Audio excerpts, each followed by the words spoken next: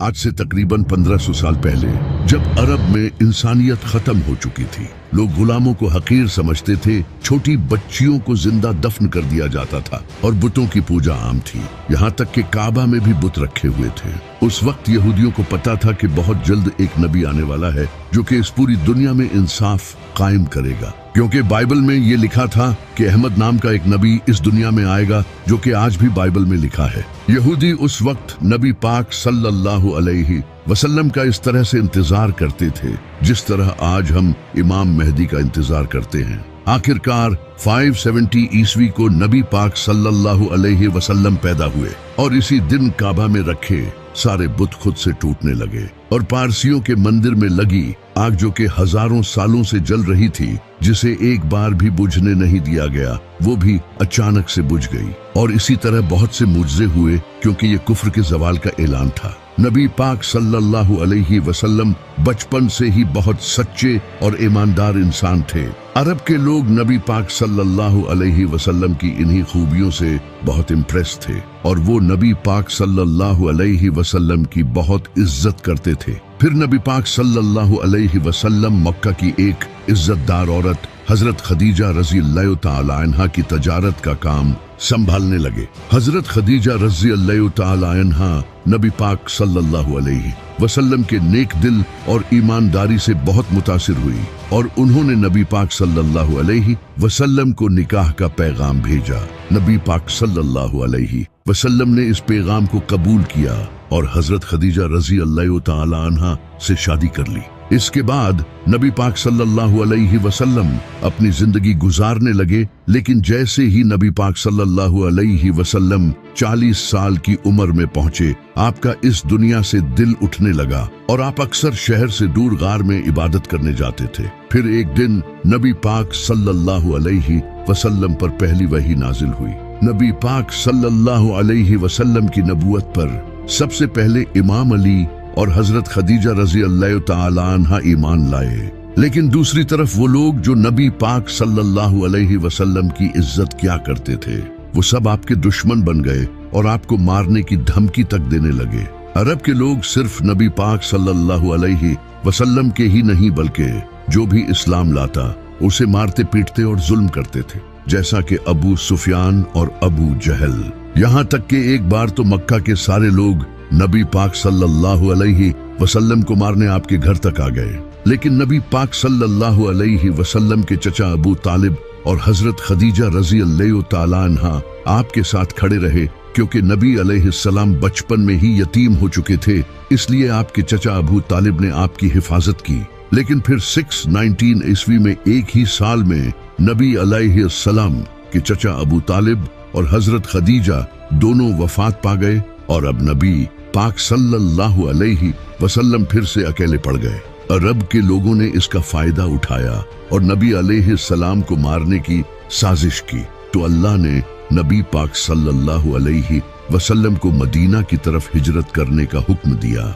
उस वक्त सिर्फ 100 से 200 लोगों ने ही इस्लाम कबूल किया था। जहां मक्का में लोग नबी पाक सल्लल्लाहु अलैहि वसल्लम को शहीद करने की साजिश कर रहे थे, वही मदीना में औस और खजरज कबीले नबी अलैहिस्सलाम के पास आए और उन्हें मदीना आने की दावत दी, क्योंकि मदीना के लोग यहूदियों से बहुत सालों से ये सुनते आ रहे थे कि इनका एक नबी आने वाला है। इसी वजह से मदीना के लोगों को जैसे ही ये पता चला कि मक्का में एक नबी आया है, तो उन्होंने फौरन इस्लाम कबूल कर लिया। नबी पाक सल्लल्लाहु अलैहि वसल्लम ने हिजरत करके मदीना जाने का फैसला किया और आहिस्ता आहिस्ता मक्का के सारे मुसलमान मदीना शिफ्ट हो गए। फिर एक दिन अबू सुफियान कुछ लोगों के साथ नबी अलैहिस्सलाम के घर आया आपको शहीद करने के लिए, लेकिन उन्होंने देखा कि बिस्तर पर इमाम अली अलैहिस्सलाम सोए हुए हैं, क्योंकि नबी पाक सल्लल्लाहु अलैहि वसल्लम ने इमाम अली अलैहिस्सलाम को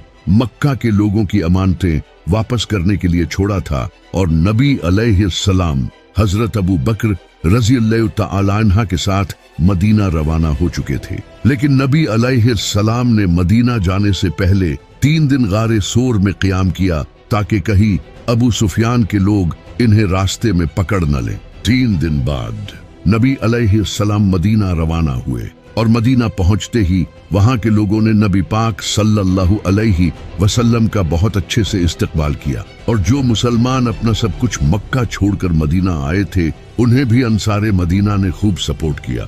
यहाँ तक कि कुछ लोग अपनी बीवियों को तलाक देने तक के लिए तैयार हो गए ताकि ये उनसे शादी कर सकें। जब नबी पाक सल्लल्लाहु अलैहि वसल्लम मदीना पहुंचे तो आपने सबसे पहले मदीना के यहूदियों के साथ एक डील की कि अगर मदीना पर कोई हमला होता है तो हम अपनी दुश्मनी भूलकर एक होकर मदीना को डिफेंड करेंगे। मदीना हिजरत करने के 2 साल बाद इस्लाम की सबसे पहली जंग हुई, जिसे जंगे बद्र कहा जाता है। जब मुसलमान अपना सब कुछ मक्का छोड़कर मदीना आए तो मक्का के लोगों ने मुसलमानों का सब कुछ अपने कब्जे में कर लिया। तो अल्लाह ने इन्हें इजाजत दे दी कि अब वो मक्का के लोगों के काफिले लूट सकते हैं। तो मुसलमान बगैर कोई खास हथियार लिए बस कुछ तलवारों के साथ अबू सुफियान के काफिले को लूटने निकल पड़े, क्योंकि मक्का के काफिले मदीना से होकर गुजरते थे।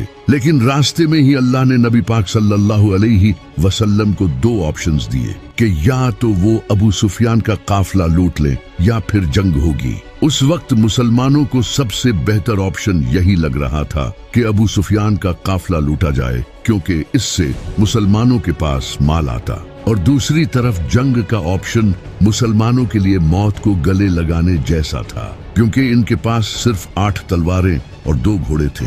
लेकिन फिर भी मुसलमानों ने कहा कि या रसूलुल्लाह, आप जैसा कहेंगे वैसा ही होगा, क्योंकि अल्लाह मक्का के काफिरों को इन 313 मुसलमानों के हाथों कत्ल करके मुजज़ा जाहिर करना चाहता था। तो नबी पाक सल्लल्लाहु अलैहि वसल्लम ने जंग का ऑप्शन चुना।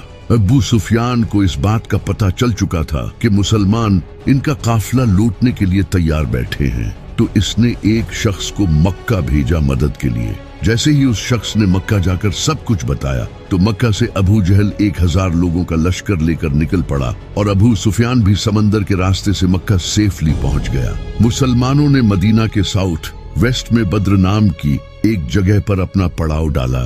इसी वजह से इसे जंगे बद्र कहते हैं। अगले दिन अबू जहल 1000 लोगों के साथ इस जगह पहुंचा। अब दोनों फौजें आमने सामने आ चुकी थी। इसी वक्त अबू जहल की फौज में से एक उतबा नामी इंसान अपने भाई और बेटे के साथ सामने आया और उसने मुसलमान फौज को ललकारा कि कोई आकर इसका मुकाबला करे। तो मुसलमानों की फौज से 3 लोग सामने आए।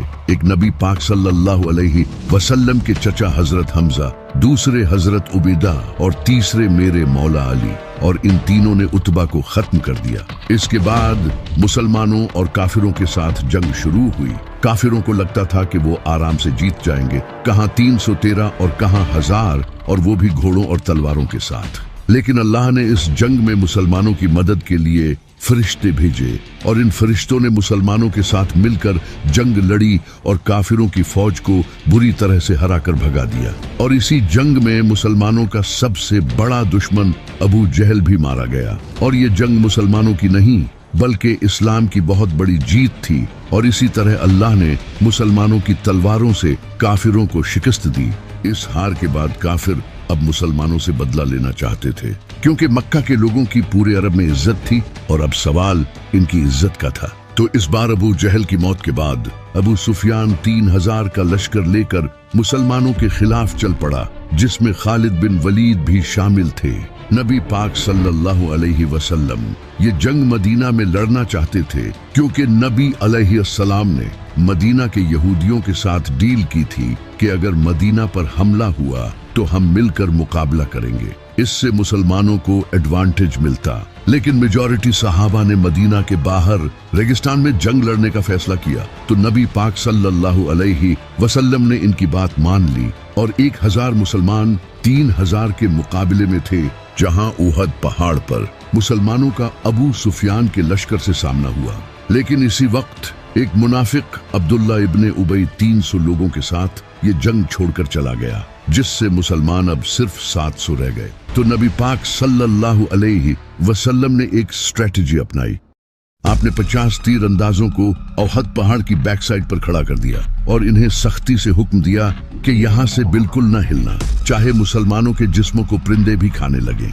फिर जंग शुरू हुई और मुसलमान हिम्मत के साथ इनका मुकाबला करते रहे और काफिर शहीद होने लगे और पीछे हटने लगे। ये देखकर इन 50 तीरंदाजों को लगा कि मुसलमान जंग जीत चुके हैं और कहीं ऐसा न हो कि इन्हें माले गनीमत न मिले।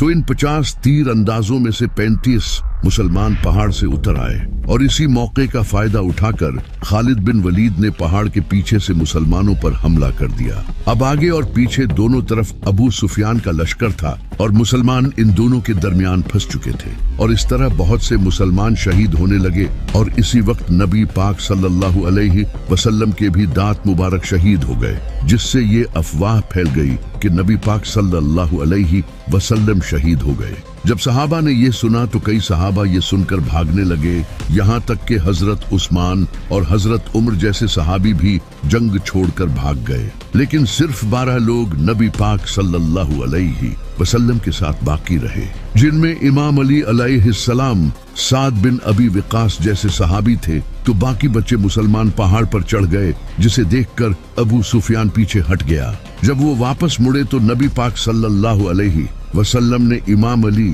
और बाकी कुछ सहाबा को इनके पीछे भेजा ताकि ये पलटकर हमला न कर दें। और इन सहाबा ने बड़ी बहादुरी दिखाई, जिसकी अल्लाह ने कुरान में तारीफ की है। इस जंग में मुसलमानों को बहुत नुकसान हुआ, जैसे कि नबी पाक सल्लल्लाहु अलैहि वसल्लम के चचा हजरत हमजा रजी अल्लाह तआला अन्हा शहीद हो गए, जो कि मुसलमानों के आर्मी चीफ थे।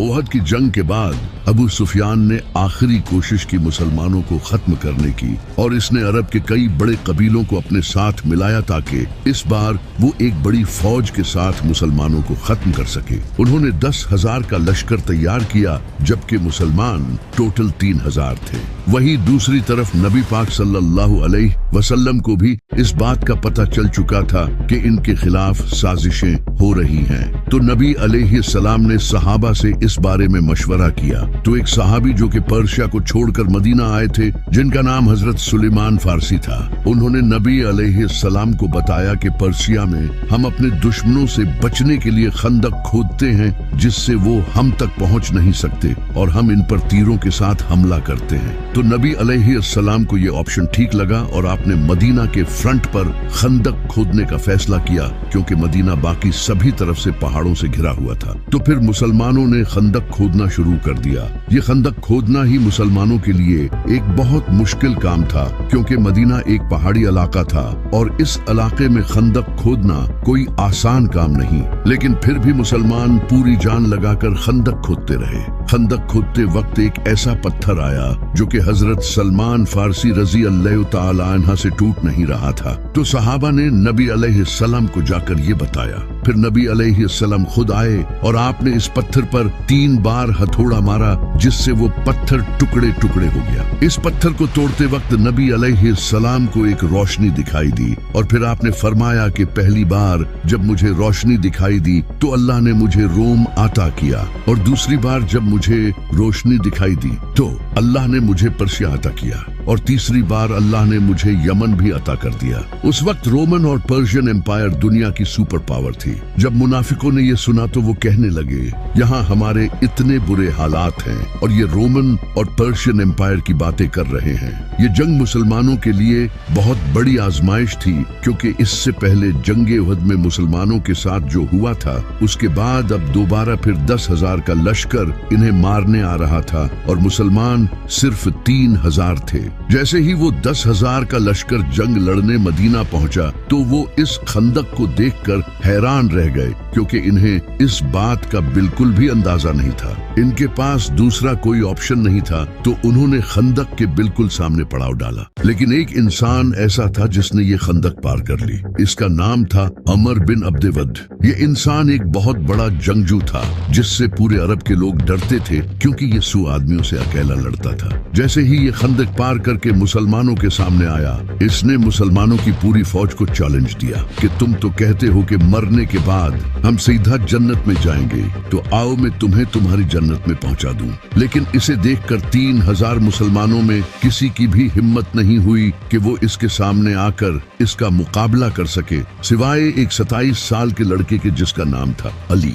जैसे ही इसने मुसलमानों को ललकारा तो इमाम अली अलैहिस्सलाम खड़े हुए और आपने नबी सल्लल्लाहु अलैहि वसल्लम से इजाजत मांगी, लेकिन नबी सल्लल्लाहु अलैहि वसल्लम ने इमाम अली अलैहिस्सलाम को बैठा दिया। इसने दोबारा फिर ललकारा, लेकिन कोई खड़ा नहीं हुआ सिवाय इमाम अली के। लेकिन नबी अलैहिस्सलाम ने दोबारा फिर इमाम अली अलैहिस्सलाम को बैठा दिया। तीसरी बार जब इसने दोबारा फिर ललकारा तो नबी अलैहिस्सलाम ने इमाम अली अलैहिस्सलाम को रवाना किया। एक तरफ अरब का मशहूर जंगजू जिसके पास सालों का जंगी एक्सपीरियंस था, और दूसरी तरफ एक 27 साल का लड़का। जैसे ही इमाम अली अलैहिस्सलाम इसके सामने गए तो अमर बिन अब्दे वद ने इमाम अली अलैहिस्सलाम को पहचान लिया, क्योंकि इमाम अली के वालिद अबू तालिब इसके बड़े अच्छे दोस्त थे। तो इसने इमाम अली से कहा कि मैं तुझसे नहीं लड़ सकता, किसी और को भेज। लेकिन इमाम अली अलैहिस्सलाम ने कहा कि मैं तो तुझसे लड़ना चाहता हूँ। फिर इसने इमाम अली अलैहिस्सलाम से कहा कि मैं अपने हर मुखालिफ को 3 ख्वाहिशों का इजहार करने का मौका देता हूँ। तो इमाम अली अलैहिस्सलाम ने कहा कि मेरी पहली ख्वाहिश तो ये है कि तुम मुसलमान हो जाओ, और दूसरी ख्वाहिश ये है कि तुम ये जंग छोड़कर वापस चले जाओ, और तीसरी ख्वाहिश ये है कि तुम मेरा मुकाबला करो। इस बात पर उसे गुस्सा आया और वो तेजी से इमाम अली की तरफ हमला करने बढ़ा। तो मेरे मौला अली ने एक ही वार में इसे खत्म कर दिया। ये देखकर सब हैरान रह गए, क्योंकि ये किसी मोजज़े से कम नहीं था। इसके बाद काफिरों ने दोबारा खंदक पार करने की हिम्मत नहीं की। फिर अल्लाह ने तेज आंधी चलाई, जिससे काफिरों के खेमे उड़ गए और इन्हें बहुत नुकसान हुआ। लेकिन काफिरों ने एक नई चाल चली। उन्होंने मदीना में मौजूद यहूदियों को अपने साथ कर लिया और इनसे मदीना में दाखिल होने का रास्ता मांगा, जबकि इन यहूदियों ने मुसलमानों के साथ डील की हुई थी। फिर भी उन्होंने गद्दारी कर दी और इस तरह मुसलमान फंस गए, और अब इन्हें अपनी मौत सामने नजर आने लगी, क्योंकि मदीना में मुसलमानों की फैमिलीज भी थी। अब सिर्फ उनकी ही नहीं बल्कि उनकी फैमिलीज की जान भी खतरे में आ चुकी थी। उसी वक्त अल्लाह ने अपना एक और मुजज़ा कर दिखाया। एक इंसान जिसका नाम नुआइम बिन मसूद था, उसने इस्लाम कबूल कर लिया और वो नबी पाक सल्लल्लाहु अलैहि वसल्लम के पास आया। उसने नबी पाक सल्लल्लाहु अलैहि वसल्लम से कहा कि मैंने इस्लाम कबूल कर लिया है, लेकिन ये बात किसी को भी नहीं पता। उसने अपना एक प्लान नबी सल्लल्लाहु अलैहि वसल्लम के सामने रखा और आपने उसे इसकी इजाजत दे दी। फिर वो सीधा यहूदियों के पास गया और उनका ब्रेन वॉश किया। उसने यहूदियों से कहा कि अगर ये जंग न हुई तो मक्का के लोग तुम्हें छोड़कर भाग जाएंगे, फिर तुम्हारी मौत पक्की है। अगर तुम्हें मुझ पर यकीन नहीं तो इनसे ट्रस्ट के तौर पर इनके 8 सरदार मांगो। इसके बाद वो सीधा काफिरों के पास गया और उनसे कहा कि मदीना के यहूदी मोहम्मद के साथ मिले हुए हैं और वो मोहम्मद को अपना ट्रस्ट शो करने के लिए तुमसे तुम्हारे 8 सरदार मांगेंगे। तो जैसे ही यहूदियों ने इनके 8 सरदार मांगे तो इन्होंने साफ इनकार कर दिया। इससे इनकी डील टूट गई। अब काफिर फिर से अकेले पड़ गए थे और आंधी की वजह से उन्हें काफी माली नुकसान हुआ और उनका खाना भी खत्म हो गया। फिर वो वापस चले गए। इनके जाने के बाद नबी अलैहिस्सलाम अपनी जरा उतारने लगे। इतने में ही हजरत जिब्राइल आपके पास आए और आपसे फरमाया, या रसूलुल्लाह, अभी यहूदियों से बदला बाकी है। तो नबी अलैहिस्सलाम ने इमाम अली अलैहिस्सलाम की क़ियादत में एक फौज रवाना की और फरमाया कि असर की नमाज हम वहीं पढ़ेंगे। वहां पहुंचकर यहूदियों ने नबी अलैहिस्सलाम से कहा, हमें आपका फैसला कबूल नहीं, आप हमारे साथ जो चाहते हो वो करो, लेकिन हमारा फैसला साद बिन मुआज रजी अल्लाह ताला अन्हा से कराओ, क्योंकि साद बिन मुआज को वो जानते थे। तो साद बिन मुआज ने उन्हीं यहूदियों की किताब तौरात से फैसला किया, क्योंकि तौरात में गद्दारी की सजा मौत है। इस वजह से फिर हजारों यहूदियों को कत्ल कर दिया गया, सिवाय उनके बच्चों और औरतों के। आज नॉन मुस्लिम्स इस इंसिडेंट को मुसलमानों के खिलाफ यूज करते हैं और नबी अलैहिस्सलाम के कैरेक्टर पर उंगली उठाते हैं, जबकि यही कानून आज पूरी दुनिया में फॉलो किया जाता है। खंदक की जंग में जब अबू सुफियान अपना लश्कर लेकर चला गया था तो नबी अलैहिस्सलाम ने फरमाया था कि अब मुशरकीने अरब आज के बाद तुम पर हमला नहीं करेंगे, अब तुम उन पर हमला करोगे। एक रात अल्लाह ने नबी अलैहिस्सलाम को ख्वाब के जरिए उम्रा करने का हुक्म दिया। तो नबी अलैहिस्सलाम तकरीबन 1500 सहाबा के साथ मक्का उम्रा करने के लिए चले गए। जब अरब के मुशरकीन को इसका पता चला तो उन्हें लगा कि ये हम पर हमला करने आ रहे हैं, तो उन्होंने खालिद बिन वलीद को जासूसी करने भेजा। खालिद बिन वलीद ने वापस आकर इन्हें बताया कि वो तो सिर्फ उम्रा करने आए हैं। तो अबू सुफियान ने कहा कि हम मक्का के सरदार हैं, हमारी इजाजत के बगैर वो उम्रा कैसे कर सकते हैं। इसलिए इन्होंने मुसलमानों को उम्रा करने से रोक दिया और एक शख्स जिसका नाम उर्वा बिन मसूद था, इसे नबी अलैहिस्सलाम के पास धमकाने के लिए भेजा। उर्वा ने आकर नबी अलैहिस्सलाम से कहा कि आपके ये साथी आपको छोड़कर चले जाएंगे और अगर आपको अपनी जान प्यारी है तो वापस चले जाएं। इस बात पर सहाबा को बहुत गुस्सा आया। वो इसे दिखाना चाहते थे कि हम नबी अलैहिस्सलाम से कितनी मोहब्बत करते हैं। थोड़ी देर बाद जब नमाज का वक्त हुआ तो नबी अलैहिस्सलाम वजू करने लगे और आपके 1500 सहाबी आपके वजू का पानी भी जाया नहीं होने दे रहे थे। जब उर्वा ने ये देखा तो इसने वापस जाकर अबू सुफियान को ये सब बताया। इसने कहा कि मैं बड़े बड़े बादशाहों के दरबार में गया हूँ, लेकिन मैंने कभी किसी भी बादशाह के साथियों को मोहम्मद के साथियों की तरह नहीं देखा। इनके साथी इनके वजू के पानी तक के लिए एक दूसरे से लड़ते हैं और जैसे ही मोहम्मद के मुंह से अल्फाज निकलते हैं ये उसे पूरा करने के लिए फौरन दौड़ते हैं। ये कभी भी मोहम्मद को अकेला नहीं छोड़ेंगे, इसलिए तुम्हारे लिए बेहतर यही है कि इनके साथ मुआहिदा कर लो। तो मुशरिकीन अरब ने नबी अलैहिस्सलाम के साथ डील कर ली।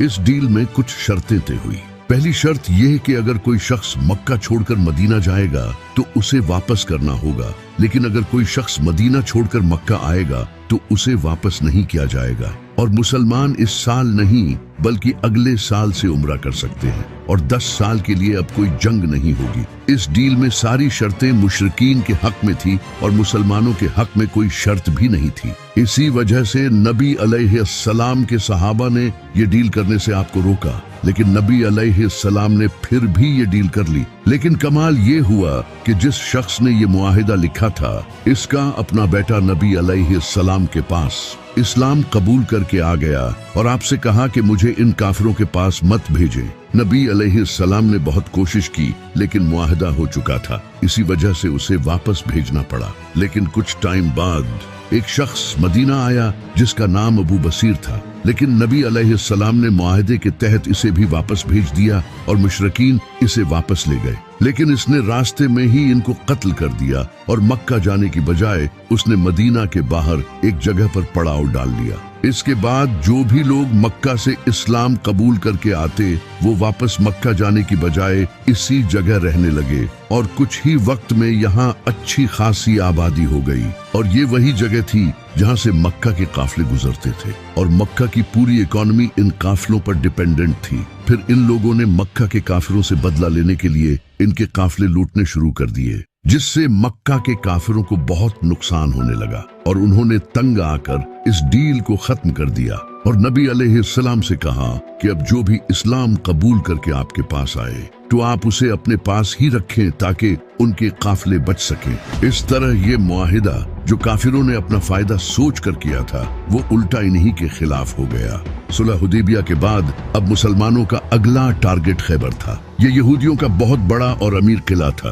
खैबर के यहूदियों ने कुरैश और मुसलमानों के दूसरे दुश्मनों को कई बार सपोर्ट किया था और इनके कुरैश के साथ भी बड़े अच्छे रिलेशंस थे, इसलिए इनको हराना बहुत जरूरी था। तो नबी अलैहिस्सलाम 1600 मुसलमानों के साथ खैबर पहुंच गए, लेकिन यहूदियों को कुछ मुनाफिकों ने ये खबर पहले ही दे दी थी। वैसे भी यहूदियों को लगता था कि वो ये जंग आसानी से जीत जाएंगे क्योंकि इनकी तैयारी पूरी थी और इनके पास एक जंगजू था जिसका नाम मरहब था। मरहब पूरे अरब में मशहूर था और इसके लेवल का कोई भी जंगजू पूरे अरब में नहीं था। नबी अलैहिस्सलाम ने कई सहाबा को ये किला फतह करने भेजा, लेकिन किसी से ये किला फतह नहीं हुआ। फिर नबी अलैहिस्सलाम ने फरमाया कि कल मैं ये झंडा उस इंसान के हाथ में दूंगा जो अल्लाह और उसके रसूल से मोहब्बत करता है और अल्लाह और उसका रसूल भी उससे मोहब्बत करते हैं। सारे सहाबी इस उम्मीद में थे कि ये झंडा उन्हें मिले, यहाँ तक कि हजरत उमर को तो उस रात नींद भी नहीं आई। लेकिन अगले ही दिन नबी अलैहिस्सलाम ने फरमाया, अली को बुलाओ। इमाम अली अलैहिस्सलाम की आंखें दर्द में थी। नबी अलैहिस्सलाम ने अपना लुआब इनकी आंखों में लगाया और इनके लिए दुआ की।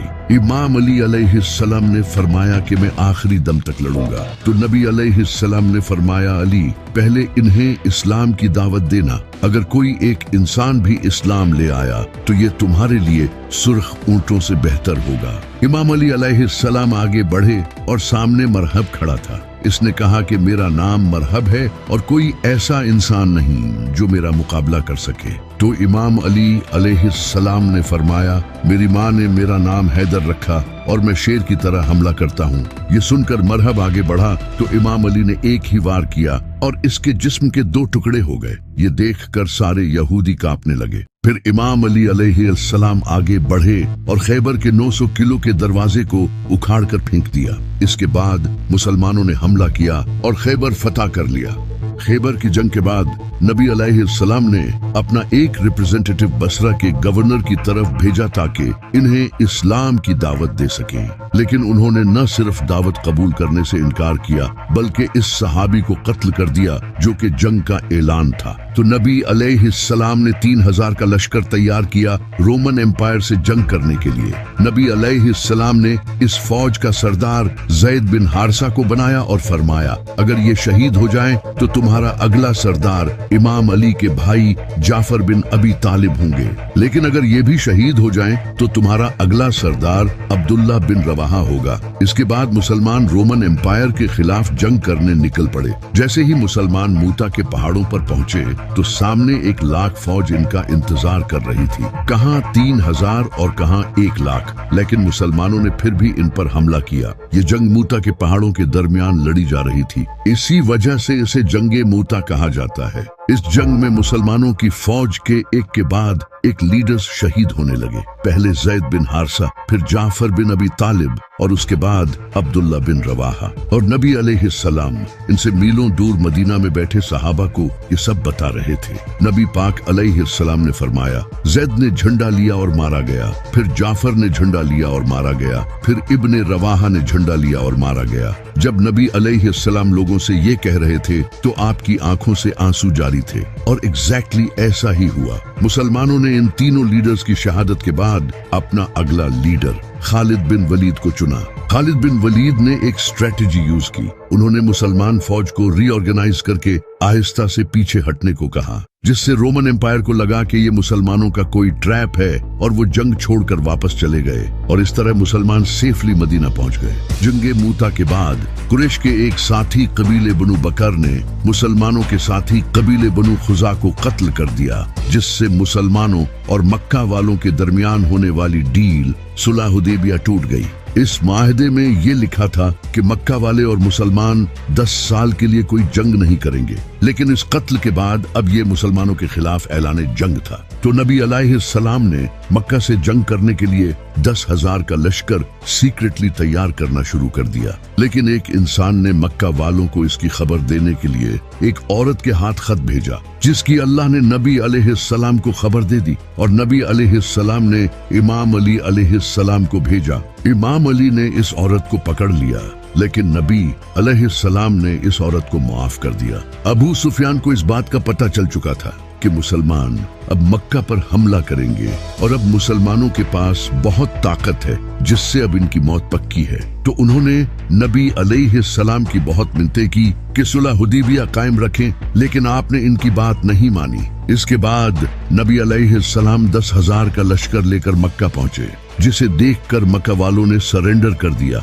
और इस तरह सिवाय कुछ लोगों को कत्ल किए। नबी अलैहिस्सलाम ने मक्का फतह कर लिया, जिसे देखकर अबू सुफियान ने भी सरेंडर कर दिया और इस्लाम कबूल कर लिया। नबी अलैहिस्सलाम ने भी मक्का के लोगों को माफ कर दिया। फतह मक्का के बाद अभी भी अरब के कुछ कबीले ऐसे थे जिन्हें मुसलमानों की इस बढ़ती हुई ताकत से डर लगने लगा, जो कि ताइफ के हवाजन और सकीफ कबीले थे। तो इन्होंने मुसलमानों के खिलाफ हमला करने का फैसला किया। तो नबी अलैहिस्सलाम 12,000 का लश्कर लेकर इनके खिलाफ जंग करने ताइफ निकल पड़े। ताइफ में हुनैन नामी पहाड़ों के दरमियान मुसलमानों का सामना यहूदियों से हुआ। इसी वजह से इसे जंगे हुनैन कहा जाता है। इस जंग में कुछ मुसलमानों के मुंह से कुछ जुमले निकले। इन मुसलमानों ने कहा कि बद्र में हम सिर्फ 313 थे और आज हम 12,000 हैं, जिसके मुकाबले में काफिर तो हमसे बहुत कम हैं। ये जंग तो हम आराम से जीत जाएंगे। जैसे ही इनके पास ताकत आई तो ये अल्लाह को ही भूल गए। अल्लाह को इनका गुरूर पसंद नहीं आया। इसके बाद जब जंग शुरू हुई तो काफिरों ने ऐसा हमला किया कि मुसलमान झेल नहीं पाए, तो सारे मुसलमान वापस भागने लगे। सिर्फ 80 लोग नबी अलैहिस्सलाम के साथ बाकी रहे और नबी अलैहिस्सलाम अकेले काफिरों की तरफ बढ़े और कहा, बेशक मैं नबी हूँ, इसमें कोई शक नहीं, और अबू तालिब का बेटा हूँ। और फिर आपने अपने हाथ से मिट्टी उठाई और काफिरों की तरफ फेंकी और इस तरह सारे काफिर अंधे हो गए, जिससे मुसलमान ये जंग जीत गए। इस जंग से मुसलमानों को बहुत माले गनीमत मिला।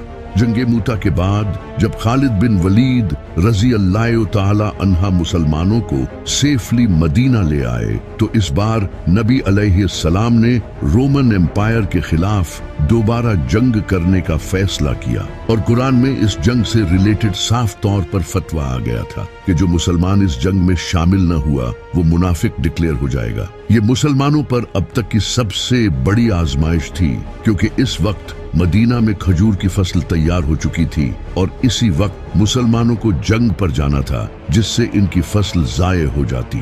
और जंग भी उस वक्त की सबसे पावरफुल फौज रोमन एम्पायर से थी, जहां 1 लाख फौज इनके इंतजार में बैठी थी, जबकि मुसलमान सिर्फ 30,000 थे। और ये जो तबूक तक का सफर था, ये भी बहुत ही डिफिकल्ट सफर था। ये बहुत ही लंबा रास्ता था, जबकि कुछ मुसलमानों के पांव में जूते भी नहीं थे। अब ये वो वक्त था जब नबी अलैहिस्सलाम के सच्चे सहाबा और मुनाफिकों का पता चलना था। इस जंग में न जाने के लिए कई लोगों ने बहाने किए और वो मदीना में ही रुक गए। तो नबी अलैहिस्सलाम ने मदीना की हिफाजत के लिए इमाम अली से कहा कि इस जंग में तुम नहीं जाओगे। तो इमाम अली अलैहिस्सलाम ये सुनकर रोने लगे। तो नबी अलैहिस्सलाम ने कहा कि तुम्हारी मेरे साथ वही निस्बत है जो मूसा की हारून से है, लेकिन मेरे बाद कोई नबी नहीं। तो इमाम अली अलैहिस्सलाम मदीना में ही रुक गए। जैसे ही नबी अलैहिस्सलाम 30,000 का लश्कर लेकर तबूक जंग लड़ने पहुंचे, तो रोमन एम्पायर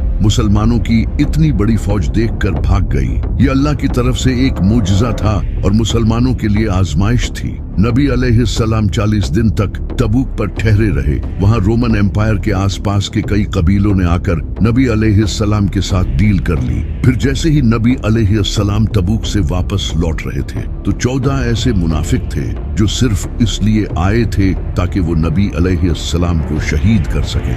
इन लोगों ने एक तंग घाटी में नबी अलैहिस्सलाम पर हमला कर दिया, लेकिन अमार इब्ने यासिर और हुज़ैफा बिन यमान ने आप सल्लल्लाहु अलैहि वसल्लम की हिफाजत की। इन 14 मुनाफिकों ने अपने मुंह पर कपड़ा लपेट रखा था। इसके बाद नबी अलैहिस्सलाम ने हजरत हुज़ैफा बिन यमान रज़ियल्लाहु ताला अन्हा को इन 14 मुनाफिकों के नाम बताए, और ये नबी अलैहिस्सलाम और हुज़ैफा बिन यमान रज़ियल्लाहु ताला अन्हा के दरमियान एक राज था। वही मदीना में मौजूद मुनाफिकों ने अपनी एक अलग मस्जिद बना ली, क्योंकि उन्हें लगा कि नबी अलैहिस्सलाम अब जिंदा वापस नहीं लौटेंगे और हम इस्लाम के सरदार बन जाएंगे। लेकिन जैसे ही नबी अलैहिस्सलाम वापस आए, आपने फौरन अल्लाह के कहने पर इस मस्जिद को तोड़ दिया। इस जंग के बाद अब इस्लाम एक ग्लोबल पावर बन चुका था, लेकिन ये नबी अलैहिस्सलाम की जिंदगी की आखिरी जंग थी। इसके बाद आप सल्लल्लाहु अलैहि वसल्लम वफात पा गए और यही से इस्लाम का सबसे कंट्रोवर्शियल पीरियड शुरू हुआ।